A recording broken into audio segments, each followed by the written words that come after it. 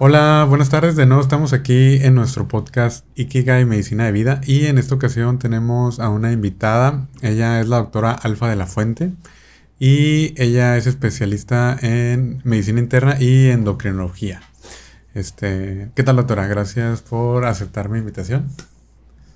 Hola, ¿qué tal? Buenas tardes. Pues un placer. Muchísimas gracias, doctor, por la invitación y pues felicidades por este podcast. La verdad es que creo que falta mucha buena información de calidad para pues la población en general. Entonces, pues muy agradecida de estar aquí. Gracias por venir. Y en esta ocasión le invité a la doctora porque quise abordar un tema importante. El mes de mayo se celebra el Día Mundial de la Tiroides, que fue el 25 de mayo.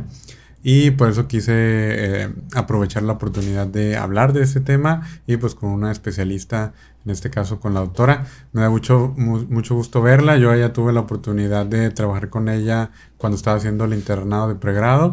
Entonces me da mucho gusto verla aquí ya como una especialista. Y es un placer para mí tenerte aquí en este programa y poder abordar este tema tan importante para la población como lo menciona, ¿verdad? Muchas gracias. Doctora Alfa, para comenzar, cuéntame un poquito, preséntate y cuéntame un poquito de tu trayectoria, por favor. Ok, muy bien. Pues bueno, yo soy la doctora Alfa de la Fuente, endocrinóloga. Estudié aquí en la Facultad de Medicina, UABC Mexicali. Hice mi internado en la Clínica 30 del Seguro Social y mi servicio social en la Policlínica de la misma universidad, de la UABC. Me fui a hacer 2 años de medicina interna, después me derivé en el Hospital General del Estado de Sonora, en Hermosillo, y hice pues ya la subespecialidad en el Hospital General de México, Eduardo Lisiaga. Allá pues hice endocrinología, me certifiqué por el Consejo Mexicano de Endocrinología y el año pasado pues ya regresé a nuestra bonita ciudad a pues ya trabajar. A trabajar, ¿no? Como Así tal. es, sí. Entonces, para resumir, ¿cuántos años tuviste que hacer en total de estudio para ser endocrinóloga? 11 años. 11 años, ¿no? Es 11 mucho. años, Sí, sí. sí. Sí. Pero es el promedio, ¿no? De nuestros De las, especialistas, ¿no? De las exacto, carreras, de más o las menos. especialidades médicas. Así ¿Y es. por qué te inclinaste o por qué decidiste hacer una subespecialidad en endocrinología? Pues bueno, siempre me gustó el área de la medicina interna. Desde que estaba en el internado yo decía, no, yo de aquí soy y aquí me siento bien a gusto.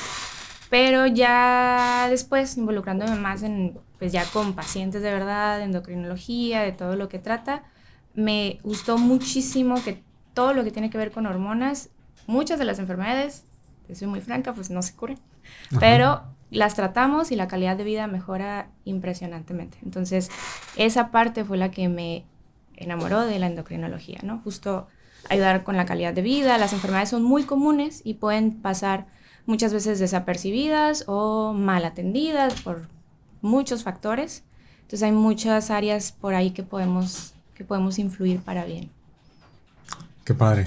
Sí, definitivamente, como dices, no, en la medicina no siempre es llegar a la cura de alguna enfermedad, algún padecimiento, sino darle una muy buena calidad de vida al paciente y indicarle cómo debe sobrellevar su enfermedad y que aprenda de ella. Todo eso es una parte importante de ser médicos, ¿no? Exacto. Qué bueno que estamos en esa parte o en ese sentido. Y para nuestros oyentes que no están muy familiarizados con las enfermedades tiroideas, en este caso que vamos a hablar específicamente de tiroides, no solo de endocrinología, ¿pudieras explicarnos o pudieras explicarle al público cuál es la función de la tiroides como tal? Claro, sí. La tiroides pues es una glándula, Ajá. produce hormonas tiroideas, se encuentra en esta parte del cuello, tiene forma de mariposita. Y pues todos tenemos tiroides, ¿no? Las hormonas tiroideas también son prácticamente, las podemos encontrar en cualquier órgano de nuestro cuerpo, entonces tienen muchas funciones. Lo principal o las principales regulaciones sí tienen que ver con energía, con el sistema nervioso central, con el corazón, riñones, intestino, control de los líquidos, de la tasa de metabólica, por ejemplo. Entonces, pues prácticamente todo nuestro cuerpo tiene en mayor o menor grado influencia por las hormonas tiroideas.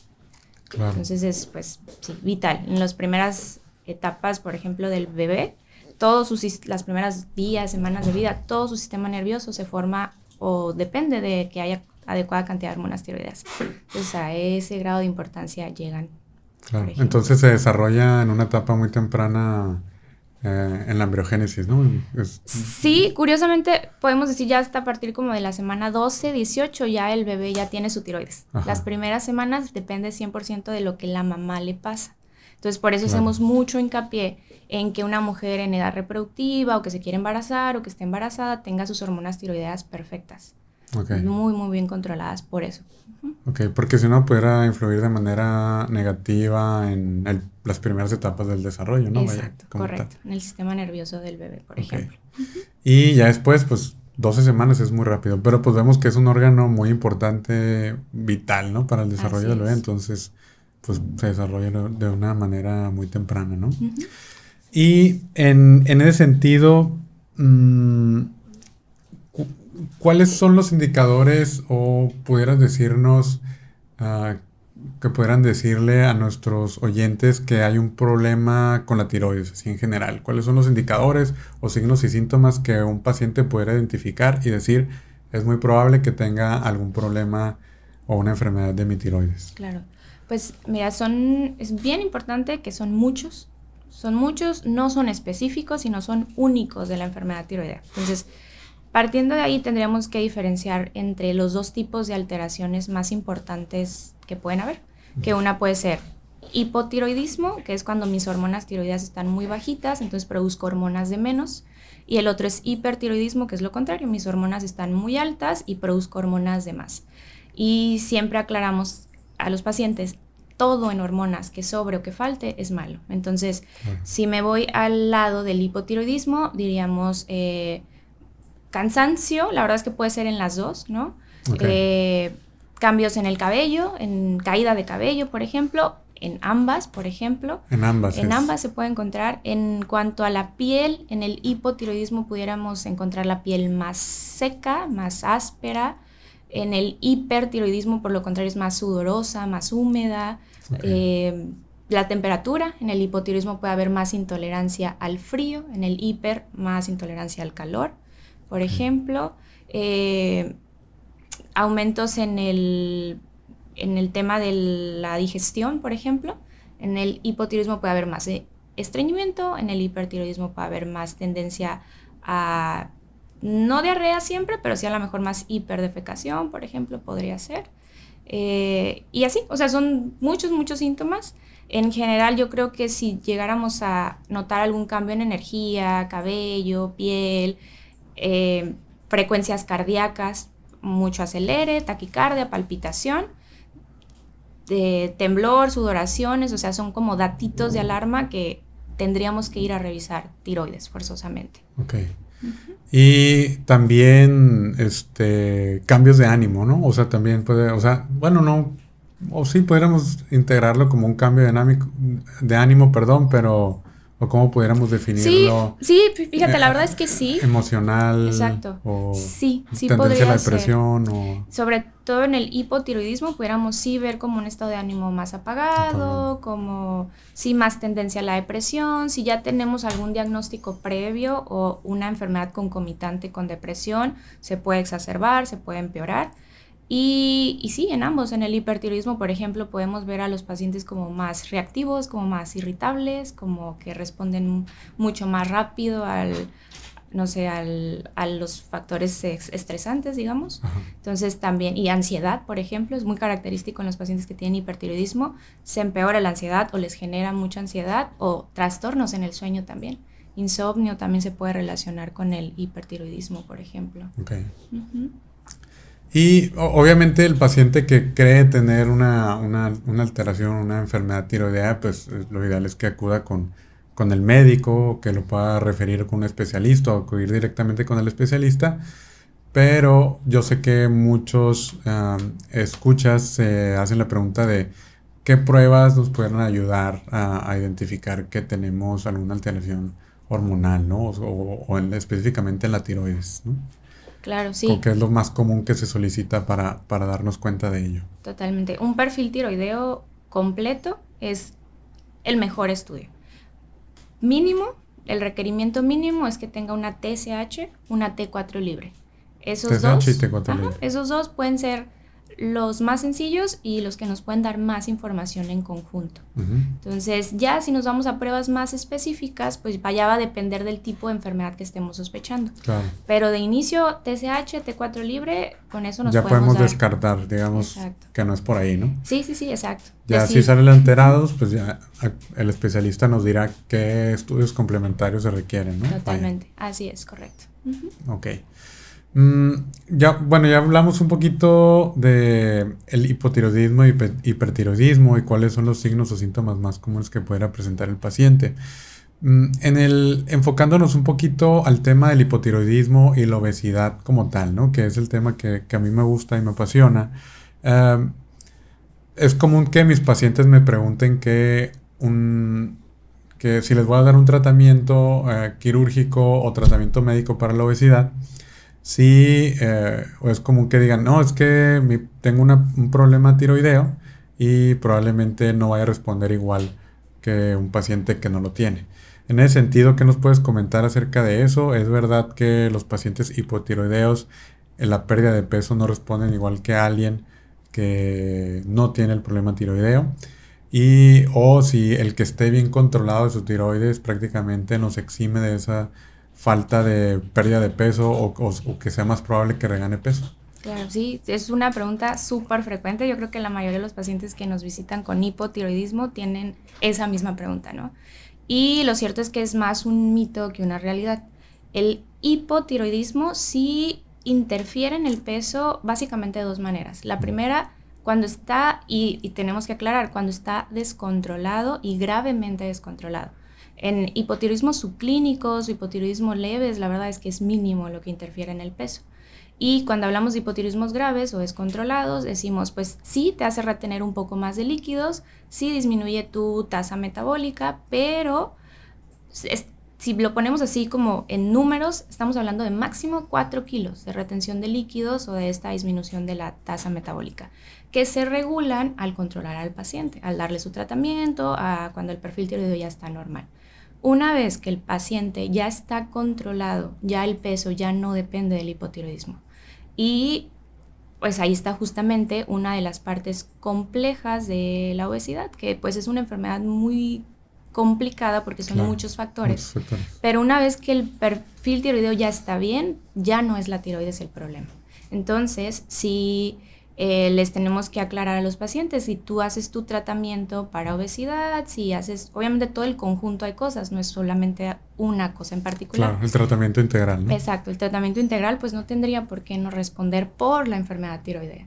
Entonces sí, pero sí es muy, muy frecuente esa pregunta y pues yo creo que es justamente uno de las cosas que tenemos que trabajar día a día en informar a la población en que pues hay muchas otras cosas que interfieren o que complican mucho más la obesidad que el mismo tema de tiroides. Claro, porque le dan un papel central, ¿no? A esa parte hormonal, ¿no? Es que no pierdo peso porque mi tiroides o las hormonas u otros tipos de hormonas también, hormonas sexuales, y le dan un papel central en cuanto a la pérdida de peso. Y no solo los pacientes, a veces los médicos también perpetuamos ese mito de que el papel central que puede jugar o no las hormonas tiroideas en cuanto al control adecuado del peso del paciente, ¿no? Así es, incluso pasa también al contrario, o sea, hay quienes dan, por ejemplo, tratamiento de hormona tiroidea para perder peso, claro. O estos famosos medicamentos que ya hasta Cofepris desafortunadamente prohibió. Había un medicamento que tenía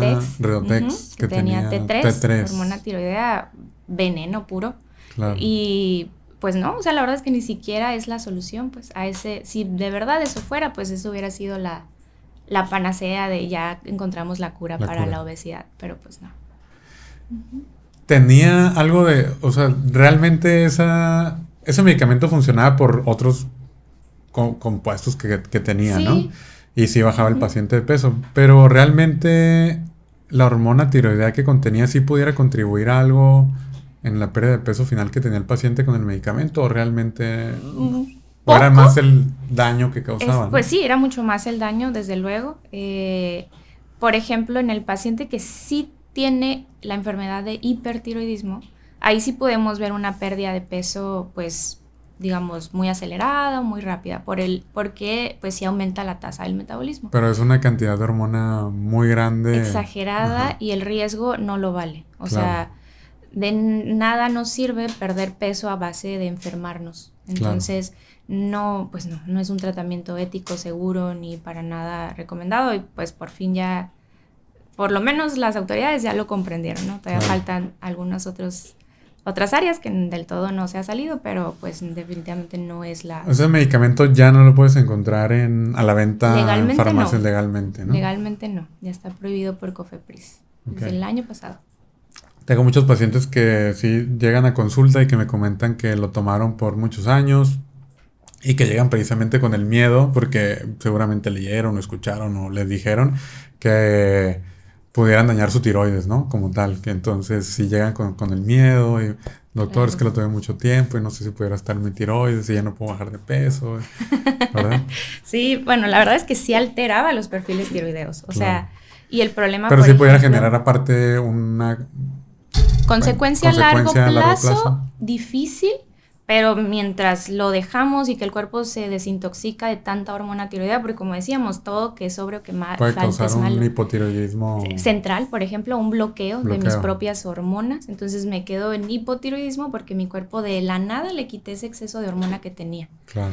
Entonces, y mientras lo estoy tomando, pues estoy con una tirotoxicosis por el medicamento. Okay. Con riesgo podemos tener arritmias. Exacto, arritmias. Yo creo que el mayor problema es a nivel cardiovascular. Claro. Arritmias, pues incluso hasta enfermedad cardiovascular y obviamente también al sistema nervioso, ¿no? Más ansiedad, insomnio, definitivamente, pues sí, muchos efectos colaterales muy malos, peligrosos. Después me gustaría invitarte para hablar del tratamiento médico de la obesidad y poder abordar específicamente los medicamentos, ¿no? Que me gusta mucho ese tema. Pero ahorita quiero preguntar, ya hablamos un poquito de hipotiroidismo, pero hay otras enfermedades que también llegan a ser del interés de nuestros escuchas y una de ellas pues es la tiroiditis, ¿no? Entonces, específicamente la tiroiditis de Hashimoto. ¿Qué pudieras decirnos de esa enfermedad, así igual a grandes rasgos? Claro. ¿Qué nos comentas de Sí, la tiroiditis de Hashimoto es la causa más común en nuestro medio de hipotiroidismo. Es una inflamación crónica, de hecho el nombre actual es tiroiditis crónica autoinmune, porque es de origen autoinmune justamente. Quiere decir que mi propio cuerpo está produciendo esas defensas o esos anticuerpos. El anticuerpo que tiene más poder para atacar la tiroides son los antitiroperoxidasa o anti-TPO, que llegan a inflamar la tiroides de tal grado que la desgastan hasta que eventualmente ya no puede hacer su función y deja de producir hormonas tiroideas. Entonces, la tiroiditis de Hashimoto es la causa más frecuente del hipotiroidismo. No quiere decir que sea la causa más grave, simplemente pues es la más común, es la que más vemos y también tiene que ver con la cronicidad de la enfermedad, que quiere decir que si tengo tiroiditis crónica autoinmune, pues la verdad es que va a ser muy poco probable que mi tiroides se vaya a poder recuperar con el tiempo. Y básicamente es cuando decimos, pues el tratamiento, cuando ya estás en hipotiroidismo y estás con levotiroxina, pues ya prácticamente es de por vida, porque es el pronóstico que nos da ese diagnóstico. Claro. Y en esta enfermedad específica que es autoinmune, ¿se ha relacionado con otras enfermedades autoinmunes? Sí, en general cualquier enfermedad autoinmune tiene correlación más frecuente con otras enfermedades autoinmunes. Por ejemplo, el hipotiroidismo o la tiroiditis crónica autoinmune se relaciona muchísimo, por ejemplo, con vitiligo. Hay una asociación muy fuerte. No quiere decir que sea causa-efecto, son dos enfermedades diferentes, pero es muy frecuente encontrarlas en el mismo paciente. Con enfermedad celíaca también se ha visto, con otras enfermedades autoinmunes ya formando síndromes, por ejemplo, poliglandulares, diabetes tipo 1, enfermedades más raras como enfermedad de Addison, por ejemplo. Pero sí es muy frecuente. Otra asociación muy fuerte, esas son endocrinológicas, ¿no? Claro. Otra asociación muy fuerte, por ejemplo, es con artritis reumatoide también. Y pues ya otras enfermedades autoinmunes menos frecuentes, ¿no? Pero sí es una enfermedad que se puede asociar, o que si ya tenemos ese diagnóstico, sí tenemos que vigilar que pudieran aparecer otras enfermedades autoinmunes. Claro. Y otra patología común que vemos en tiroides también, digamos que un poco frecuente en nuestro medio, pues es el cáncer de tiroides, ¿no? Que también ocasiona preocupación a muchos pacientes.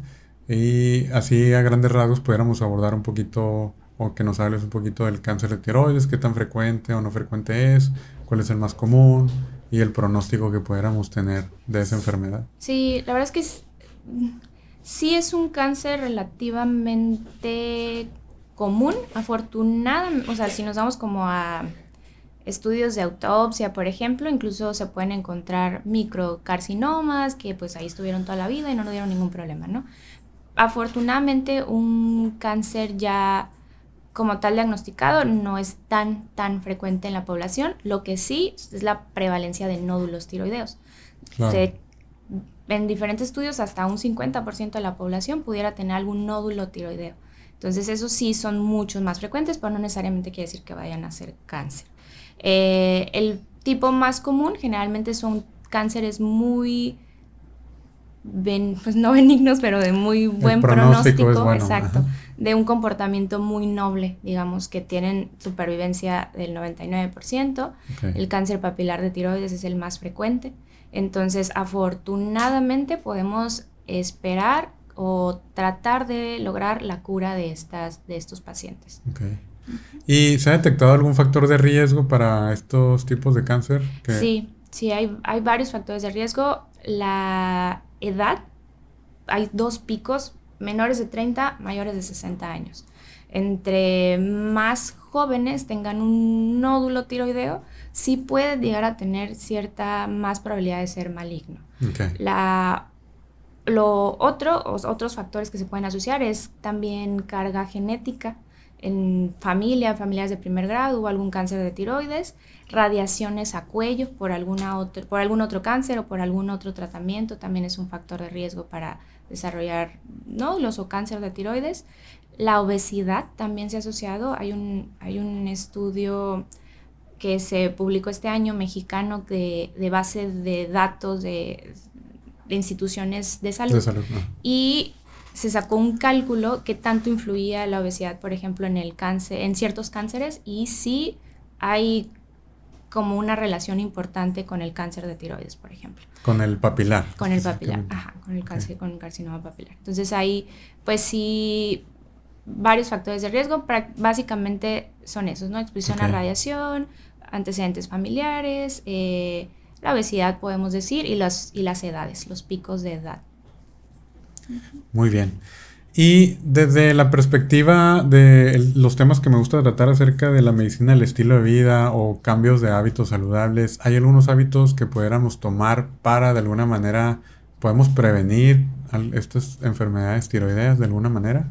Bueno, son enfermedades complejas que son multifactoriales, no es de una sola causa, como pues muchas enfermedades autoinmunes. Claro. Y lo cierto es que sí hay más riesgo en ciertas deficiencias, por ejemplo, si hablamos de nutricionales. El yodo, por ejemplo, deficiencia de yodo sí es un factor de riesgo para hipotiroidismo. Afortunadamente en nuestro país la sal por ley ya está yodada, la sal común de mesa. Claro. Entonces ya no es tan frecuente esa causa. En otras locaciones o en otros lugares pues sí podría ser, pero sí es importante conocerlo porque pues también se ponen de moda ciertas sales que no tienen yodo. Claro. Y pues ahí sí, o sea, si no estoy consumiendo la sal normal y mi mayor uso es esta que no tiene yodo, pues ahí sí podría interferir, ¿no? Que sería la sal esta que la sal del Himalaya, la sal rosa, ¿no? Uh-huh. Que exacto. Se usa por saludable, en teoría, pero no tiene nada de yodo. Ajá. Y sí. La sal es el principal fuente de yodo en la población. Así ¿no? es, en nuestra población. Entonces, por ejemplo, por ahí podríamos tener uno. En el tabaquismo, el cigarro también puede ser otro factor importante. Uh-huh. En ciertas patologías tiroideas, por ejemplo, en enfermedad de Graves, que es hipertiroidismo, aumenta el riesgo hasta 3 veces más de desarrollarla, por ejemplo. Okay. Cuando el paciente tiene hipertiroidismo y tiene daño pues en sus ojitos, les decimos en la orbitopatía tiroidea, claro. También se empeora y también se empeora tanto la gravedad como la frecuencia de que les pase. Claro. Entonces también por ahí pudiéramos tener otro factor. Que son estos pacientes que tienen la orbitopatía es que cuando tienen exoftalmos, los ojos, ¿no? exacto, Que se ve exoftalmos. el ojo así muy grande o como si estuviera prácticamente saliéndose de la órbita. Correcto, sí. ¿Verdad? Y así llegan los pacientes. Me dices que doctor, se me están saliendo los ojos, están hinchados, están rojos. Eso es orbitopatía tiroidea, es en el hipertiroidismo, enfermedad de Graves, pero está comprobadísimo que el tabaquismo lo empeora. De hecho, convivir con pacientes que fuman, ni siquiera, o sea, tabaquismo pasivo, también lo empeora, ¿no? Entonces, también esa es otra situación. La otra que considero también muy importante es la misma obesidad. Hay un aumento fisiológico pues no tan fisiológico, pero más bien compensatorio de la TSH por la obesidad. Y no siempre es que que tengo obesidad porque mi tiroides falló, sino al revés. Mi obesidad está causando que mi tiroides empiece a provocarme estas alteraciones. Porque hay como una resistencia a la... Con la leptina se relaciona. Ok. Exacto. Entonces, pues en la obesidad hay resistencia a la leptina. La leptina estimula que mi TSH suba. Entonces, en pacientes que tienen obesidad grado 2, grado 3, sobre todo, o sea, obesidades arriba de esos grados, se ha relacionado con mayor TSH, por ejemplo. Entonces, pues muchas veces vamos culpando a la pobre tiroides, la tiroides solo se está defendiendo del trabajo que tiene que hacer extra. Sí, aquí para recordar a nuestros escuchas que pues la leptina es una hormona que se produce por el tejido graso, ¿verdad? Correcto. Por la grasita, y que en teoría lo que tiene que hacer es que si tenemos leptina, quiere decir que tenemos suficiente grasa y tiene que mandar una señal para que... Saciedad, ¿no? Que no estemos comiendo más. Pero en las personas con obesidad, a pesar de que tienen mucho tejido graso, hay una resistencia a esta hormona, no funciona de manera adecuada, no genera esa parte de la saciedad que quisiéramos que se generara. Entonces, como tenemos mucha leptina, eso provoca la resistencia o que la TSH empiece a subir. Suba, ¿no? Exacto, así es. Entonces, qué interesante. Ahorita creo que son los que más se me vienen a la mente, pero pues hay muchísimas otras deficiencias, ¿no? Que intervienen, por ejemplo, en el sistema autoinmune. No son tan frecuentes, la verdad es que en nuestro medio, si tendríamos una alimentación saludable, no tendríamos por qué tenerla, pero deficiencias, no sé, de selenio, de hierro, de zinc, por ejemplo, ¿no? Pero a grosso modo, yo creo que las más importantes sí son yodo, tabaquismo, obesidad. Pondría esas. ¿Y recomiendas algún suplemento para apoyar a la salud tiroidea? ¿Hay unos que tengan realmente alguna base científica o crees que con una alimentación saludable realmente se puedan cubrir todas las necesidades, o tú recomiendas algún suplemento específico para tus pacientes bajo algunas circunstancias o en algunas ciertas patologías? Sí, fíjate, es una pregunta súper frecuente y muy interesante porque sí hay evidencia, o sea, sí se ha tratado de estudiar los suplementos en varios aspectos. El que más evidencia tiene, por ejemplo, es el selenio. No en todos los pacientes, incluso en guías de tratamiento, si hablamos de orbitopatía tiroidea, un paciente que tiene hipertiroidismo, que tiene orbitopatía y que está activa, o sea que le está dando problemas esos ojitos, está indicado darle selenio.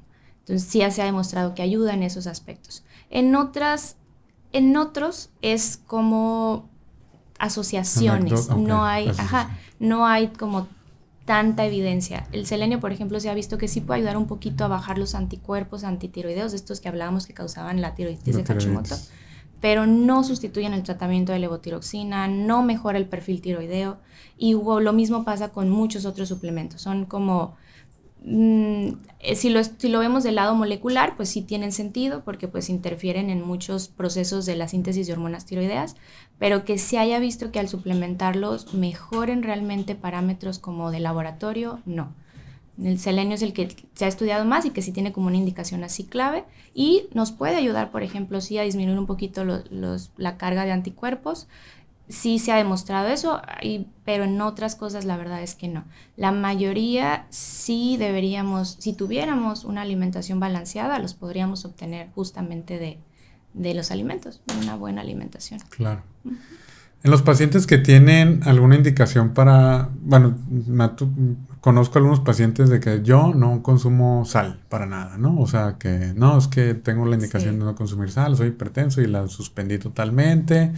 ¿estaría indicado algún suplemento de yodo o realmente Sí, más bien o con la alimentación? Algunos pues la verdad es general que no tendría por qué quitarse por completo la por sal. O sea, lo completo. que se necesita o lo que el paciente con hipertensión puede consumir es suficiente para el aporte que necesitamos. Ok, Puede haber ciertas situaciones, por ejemplo, el embarazo, la lactancia, que los suplementos prenatales ya traen cierta cantidad de yodo donde puede ser válido sí consumirlo.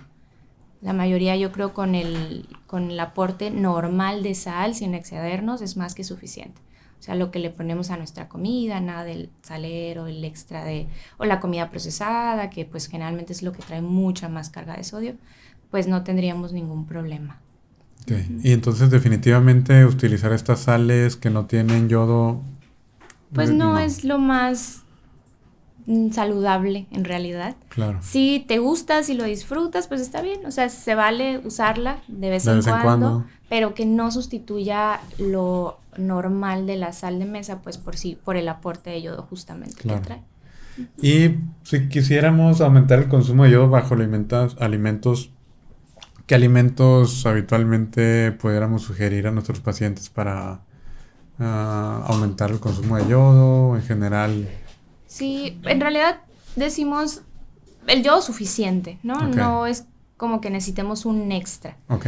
A veces Y en algunas en patologías, algunas patologías, por ejemplo, en el hipertiroidismo, cuando los vamos a mandar a un tratamiento con yodo, les ajá, reducimos ciertos alimentos que sí lo pueden traer un poquito más, una semana antes, nada ok, más. Entonces, que son generalmente los pescados, algunas nueces, algunos quesos, por ejemplo. ok, Pero no es como una dieta de por vida. ajá. Entonces, Es para el hiper que se va a someter que se a va a un someter a tratamiento. yodo. A Ajá, yodo. exacto. Entonces, en general, no hay ningún alimento ni prohibido ni obligatorio para los pacientes que tienen enfermedad tiroidea. La alimentación balanceada, comiendo de todo. De repente también está muy de moda las dietas especiales para tiroides. Y Ah, que no. les dicen, Ok, quita las verduras, quita los brócolis porque traen mucho yodo, quita tal cosa verde. Y ok, no, o sea, la verdad es que no, si hay deficiencia de algo en la alimentación de nuestra población es de verduras. Entonces claro, no, pues no tiene ningún sustento científico, no tiene ninguna evidencia de que verdaderamente eso vaya a ayudar o a empeorar la función tiroidea del paciente. Porque como ya vimos, las causas del hipotiroidismo y hipertiroidismo por lo general son otras, la mayoría autoinmunes que dependen de muchos otros factores. claro. Entonces, tú con tus pacientes, si nos hablas de tu experiencia clínica que tienen alguna patología tiroidea, pues obviamente das el tratamiento que el paciente requiere, pero tú le sugieres además, pues obviamente le sugieres una dieta balanceada o lo envías con tu equipo de nutrición tal vez, sugieres también que haga ejercicio, sobre todo los pacientes con obesidad. Digamos que los cambios en el estilo de vida que sugieren estarían más enfocados a un paciente que detectas que tiene ya obesidad como tal y que requiere esos cambios. Aparte del tratamiento de hipotiroidismo, dar un tratamiento para la obesidad como tal. Exacto. Entonces realmente los cambios que tú sugieres a un paciente con estilo de vida es si tiene una enfermedad asociada, no tanto por la enfermedad tiroidea en sí, ¿verdad? Exacto, Así correcto. entiendo. Justo, es lo que siempre les tratamos de explicar al paciente. Si no tienes ninguna otra enfermedad, pues cuidarte como todos debemos hacer, buena alimentación, evitar el tabaquismo, evitar el exceso de otras sustancias, Claro. ejercicio Ejercicio. vital, exacto. Sí, Y hemos ujú. visto, o sí, también hay una asociación de el ejercicio que en cuanto a las enfermedades tiroideas que ayude o hasta ahorita no hay estudios. Relación directa no. Lo que sí, por ejemplo, se ha visto como reporte de casos Ajá. de hipertiroidismo por estrés, por ejemplo. Ah, ok. Entonces, ahí sí, creo también tendríamos otra gran área o una gran ventana de oportunidad. Todo el tema de, pues el estrés, digo, no lo sabemos controlar todos Ejercicio, al 100%, meditación exacto, y sí. Sí, sí, sí, digo, son reportes de terapia. caso, ¿no? Ajá. Pero también es importante esa parte. Ujú. Ok, muy bien. En general creo que las enfermedades tiroideas pues son muy complejas, como vemos, abarcan pues están presentes, como tú lo mencionaste, en todos los órganos, las hormonas tiroideas, hay receptores en todo el cuerpo para ellas, y es una enfermedad compleja a veces inicialmente en su diagnóstico, ¿verdad? Entonces, pues aconsejamos que un paciente que pudiera tener la sospecha acuda con su médico de cabecera o directamente con el especialista, en este caso es el endocrinólogo, ¿verdad? Así O es. con médico internista Médico a veces. internista, ajá. Ajá. Sí. Y en este caso hay ciertas patologías que requieren, aparte de la valoración por el endocrinólogo pudiera derivar con el cirujano, ¿no? Pero serían patologías a lo mejor un bocio, por ejemplo, un bocio es el crecimiento De la tiroides. anormal de la Ujú. tiroides y este pudiera presentarse también por deficiencia de yodo, ¿no? O Sí, sea, correcto. eso también pudiera presentarse en algunas poblaciones o antes era más común cuando Ujú. había deficiencias de yodo, ¿no? Sí, Bueno, unas poblaciones específicas que todavía pudieran tener deficiencias de así es. yodo y ciertos cánceres de tiroides o algunos nódulos ya tienen indicación para que sean valorados por el cirujano, ¿verdad? Así Que en es. este caso tú lo derivas cuando crees que el paciente lo requiere, ¿no? Sí. En este sentido, cuando se realiza una cirugía de tiroides es prácticamente, porque muchos pacientes tienen miedo, como que, bueno, y ya no, mi vida ya no va a ser igual, qué consecuencias puedo tener, que obviamente la primordial yo creo que es la suplementación con hormona tiroidea, ¿no? Bueno, no suplementación, sino el tratamiento con hormona Sí, tiroidea el como tal, reemplazo. el reemplazo, ¿no? Ujú. Pero hay pudiera representar alguna o tener alguna consecuencia a otro nivel aparte de ese, o No, lo cierto es que la cirugía pues lleva sus riesgos propios de la cirugía. claro, Eh, pero si todo sale bien en la cirugía y no hubo ninguna otra complicación, al paciente le damos su reemplazo de hormona tiroidea y es como si tuviera tiroides. Esa es la finalidad, reemplazarlo para hacer la función de lo que su cuerpo ya no está haciendo. Si la cirugía de repente llega a tener alguna complicación que pudiera ser, porque pues no estamos exentos de eso, que se lastimen las glándulas que controlan el calcio, que son las paratiroides, que se lastime alguna cuerda vocal, por ejemplo. Son complicaciones, la verdad es que muy, muy raras en manos expertas y generalmente muchas son transitorias, o sea, pasan con el tiempo, la rehabilitación, lo que se necesite para recuperar esa función, ¿no? Pero en cuanto al aporte de hormonas tiroideas, dándole su pastillita, tomándosela bien, dándosela en su dosis correcta, su vida va a seguir normal. Por ejemplo, hay niños o bebés que nacen con hipotiroidismo congénito, que nacen con aplasia de tiroides, que nunca tuvieron tiroides y se diagnostican a tiempo y se les da su tratamiento y se desarrollan normales como cualquier otro niño. Entonces, igual pasa con el adulto, que con mayor razón con el adulto que ya pasó esa etapa crítica del desarrollo. muy bien. Y hablando desde que tú iniciaste con esto de la endocrinología o que te inclinaste hacia ello, ¿cuáles son los avances más prometedores que has visto que han sucedido en este campo de ese momento a ahorita? ¿Qué es lo que tú has visto que se ha desarrollado más o cuáles son los avances más importantes? Sí, fíjate, justamente en relación a los nódulos tiroideos, por ejemplo, los procedimientos de mínima invasión yo creo que es lo que viene. La ablación por radiofrecuencia, por ejemplo, que ya no necesito quitar el nódulo, que ahora con un procedimiento lo puedo hacer más chiquito. Claro. Se está haciendo ya en el país, ahorita la única ciudad donde se hace es Ciudad de México, pero ya hay dos doctores aquí en Mexicali que lo podrían hacer.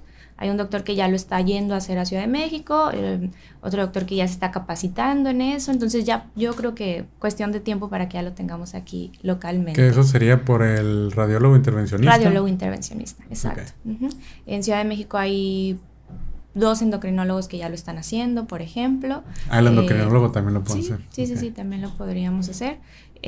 Yo creo que eso es lo más nuevo. Y procedimientos justo de mínima invasión, no sé, ablaciones de quistes, ablaciones como inyectar medicamento que haga que el quiste se haga chiquito, se pegue, nódulos tóxicos que producen hipertiroidismo, por ejemplo, ponerles cierto medicamento también para que dejen esa sobreproducción de hormonas, metástasis a ganglios cuando ya hay cuando ya hay cáncer Del y cuando cáncer. ya se fue a otra parte, procedimientos así como de mínima invasión que a lo mejor ya no necesariamente necesiten tantas cirugías. Todavía hay muchas cosas que se están estudiando, que todavía se están como haciendo pues estudios, pero yo creo que sí es prometedor esa área. Y más que ya pronto, yo creo que pronto, próximamente ya lo tendremos más cerquita. Ok, perfecto. ¿Y hay algo que tú veas en el futuro en cuanto a que se estén haciendo estudios, en cómo el estilo de vida pudiera influir también en algunos tratamientos de ciertas enfermedades tiroideas? Ahorita, por ejemplo, yo no tenía conocimiento y hasta ahorita de cómo precisamente en la obesidad está relacionada directamente por la leptina, la interferencia en la TSH, ¿no? Pero ¿hay alguna otra innovación o algo prometedor hacia el futuro que tú veas que viene aparte de las innovaciones tecnológicas en cuanto al tratamiento de los nódulos? Mm, no pronto, ¿no? Pero tal vez sí, eventualmente todo yo creo se va a ir como a la medicina molecular, digamos. Okay. A lo mejor sí podrá haber algún momento, o genética, exacto. Ahorita la verdad es que lo veo muy difícil porque el tratamiento para el hipotiroidismo es muy sencillo. Uh-huh. El riesgo es mínimo, no hay efectos secundarios, es relativamente no es necesario fácil. Esa parte de como por ejemplo algunas enfermedades reumatológicas que hay que dar anticuerpos uh-huh. monoclonales y terapias biológicas, a lo mejor no es necesario, o sea, sería como que mucho el costo por un beneficio no tan grande, ¿no? Sí, tal vez hablando del hipotiroidismo, ajá, ¿no? Del hipertiroidismo, ahí sí, por ejemplo, hay ciertos medicamentos, sobre todo la complicación con la que más se puede llegar a batallar en estos pacientes es a nivel de la orbitopatía. Ahí sí hay ciertos medicamentos que sí se están estudiando, que sí están tratando de revolucionarse a nivel de anticuerpos monoclonales, a esos sitios, porque ese tratamiento sí es más complicado. Entonces ahí sí lleva muchos más riesgos, mucho más esfuerzo, pues incluso la vista pudiera estar en riesgo, ¿no? En juego. Pero ya como el hipotiroidismo, pues la verdad es que yo creo que así se va a quedar porque ha demostrado ser muy efectivo, seguro, barato.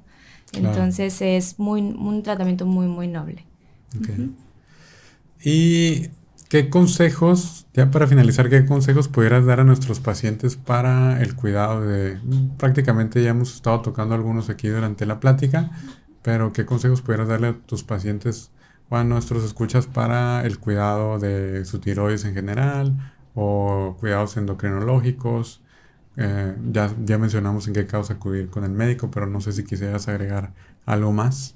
Pues sí, yo creo alimentación balanceada, siempre buscar lo más natural, lo más balanceado, la comida menos procesada posible, el ejercicio básico vital, una necesidad para todos, y el manejo del estrés, ¿no? Yo creo que esos 3 puntos sencillos y muy complicados a la vez son los que nos pueden evitar muchos otros problemas a la larga. Claro, uh-huh. Claro, que sí son parte fundamental de la medicina del estilo de vida precisamente. Y pues cuéntanos dónde te pueden encontrar nuestros escuchas, cómo se pueden contactar contigo, si tienen alguna duda, si te quieren ver en la consulta, claro. Te quieren escribir, si nos puedes dar ahí tus datos, igual los dejamos ahí en los comentarios, pero nos puedes decir. Gracias. Si gustas. Yo estoy consultando en la clínica Núcleo Médico Integrativo, está por Calzada de las Américas, 110, a una cuadra de Justo Sierra, justo enfrente de Mercado El Florido. Y pues en redes me encuentran como en Instagram como endocrino.alfa o alfa endocrinóloga en Facebook, y pues a la orden. Muy bien. Uh-huh. Pues muchas gracias, muy padre esta plática y aprendí mucho, es algo importante. Muchas gracias. Gracias por esto. Y pues a nuestros escuchas nos vemos en el siguiente episodio. Gracias. Gracias.